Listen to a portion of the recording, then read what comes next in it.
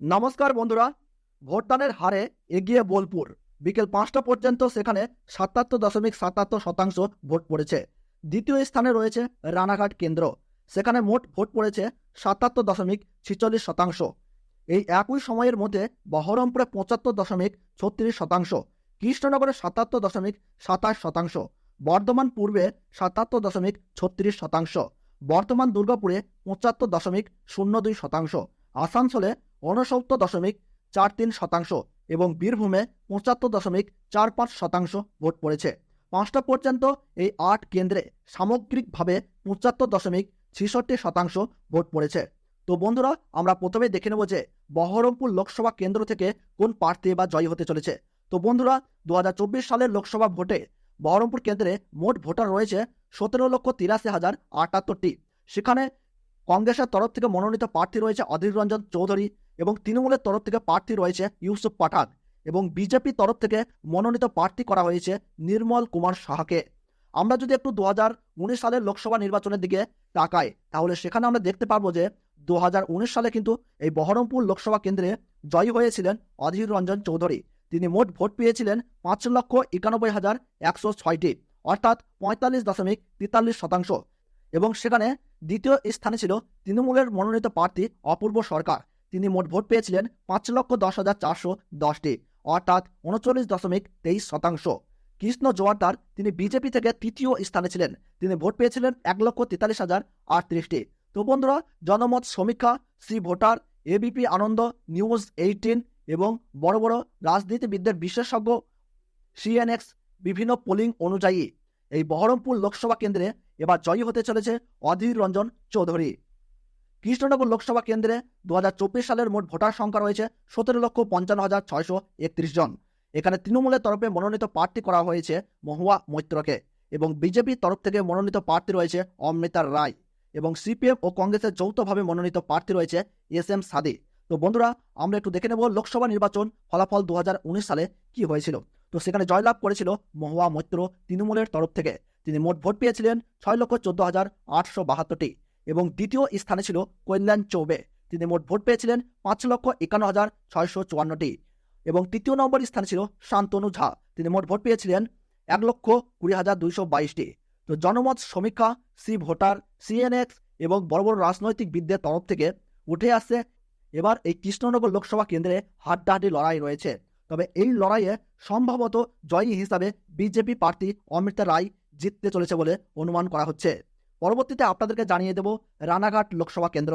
২০২৪ লোকসভা ভোটে কিন্তু মোট ভোটার সংখ্যা রয়েছে ১৮,৭১,৬৫৮টি এবং বিজেপি তরফ থেকে মনোনীত প্রার্থী রয়েছে জগন্নাথ সরকার এবং তৃণমূলের তরফ থেকে মনোনীত প্রার্থী রয়েছে মুকুটমণি অধিকারী এবং সিপিএম ও কংগ্রেসের যৌথভাবে প্রার্থী রয়েছে অলোকেশ দাস। আমরা যদি ২০১৯ সালের ফলাফল দেখতে চাই, তাহলে সেখানে কিন্তু জগন্নাথ সরকার বিজেপির তরফ থেকে কিন্তু জয়ী হয়েছিল। তিনি ভোট পেয়েছিলেন ৭,৮৩,২৫৩টি, অর্থাৎ ৫২.৭৫% কিন্তু ভোট পেয়েছিলেন এবং দ্বিতীয় স্থানে ছিলেন রূপালী বিশ্বাস তৃণমূলের তরফ থেকে। তিনি ৫,৪৯,৮২৫টি ভোট পেয়েছিলেন, অর্থাৎ ৩৭.৩% এবং তৃতীয় স্থানে ছিলেন রমা বিশ্বাস সিপিএম এর তরফ থেকে। তিনি মোট ভোট পেয়েছিলেন ৯৭,৭৭১টি। তো জনমত সমীক্ষা থেকে রানাঘাট লোকসভা কেন্দ্রে সম্ভাব্য জয়ী হতে চলেছে গতবারের বিজয়ী প্রার্থী জগন্নাথ সরকার। পরবর্তীতে আমরা দেখে নেব বোলপুর লোকসভা কেন্দ্র, যেখানে মোট ভোটার সংখ্যা রয়েছে ১৮,৩৯,২34টি। এখানে তৃণমূলের তরফ থেকে মনোনীত প্রার্থী রয়েছে অসিত কুমার মাল এবং বিজেপির তরফ থেকে মনোনীত প্রার্থী করা হয়েছে প্রিয়া সাহাকে এবং সিপিএম ও কংগ্রেসের যৌথভাবে প্রার্থী রয়েছে শ্যামলী প্রধান। আমরা দেখে নেব ২০১৯ সালের ফলাফল। তো ২০১৯ সালে অসিত কুমার মাল তিনি তৃণমূলের তরফ থেকে কিন্তু বিজয়ী হয়েছিলেন। তিনি ভোট পেয়েছিলেন ৬,৯৯,১৭১টি, অর্থাৎ ৪৭.৮৩% এবং দ্বিতীয় স্থানে ছিলেন রামপ্রসাদ দাস বিজেপি প্রার্থী। তিনি মোট ভোট পেয়েছিলেন ৫,৯২,৭৬৯টি এবং তৃতীয় স্থানে ছিল সিপিএম প্রার্থী রামচন্দ্র ডোম। তিনি মোট ভোট পেয়েছিলেন ৯১,৯৬৪। তো বন্ধুরা, আমরা দেখে নেব ২০২৪ লোকসভা ভোটে সম্ভাব্য জয়ী হিসাবে উঠে আসে তৃণমূলের গতবারের বিজয়ী প্রার্থী অসিত কুমার মাল।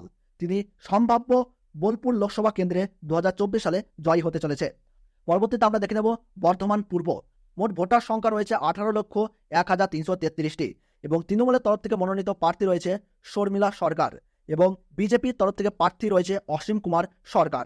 নীরব খাঁ রয়েছে সিপিএম ও কংগ্রেসের যৌথভাবে। 2019 সালের ফলাফলের দিকে যদি আমরা একটু তাকাই, তাহলে সেখানে কিন্তু জয়ী হয়েছিল তৃণমূলের মনোনীত প্রার্থী সুনীল কুমার মণ্ডল। তিনি মোট ভোট পেয়েছিলেন 6,40,834টি এবং দ্বিতীয় স্থানে ছিলেন পরেশ চন্দ্র দাস বিজেপি প্রার্থী। তিনি ভোট পেয়েছিলেন 5,51,523টি, অর্থাৎ 38.31%। এবং তৃতীয় স্থানে ছিল সিপিএম প্রার্থী ঈশ্বরচন্দ্র দাস। তিনি ভোট পেয়েছিলেন 1,75,920টি।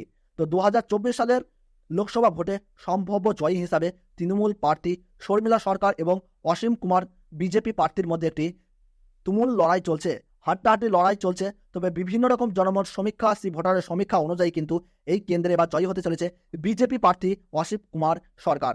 পরবর্তীতে আপনাদেরকে জানিয়ে দেব বর্তমান দুর্গাপুর।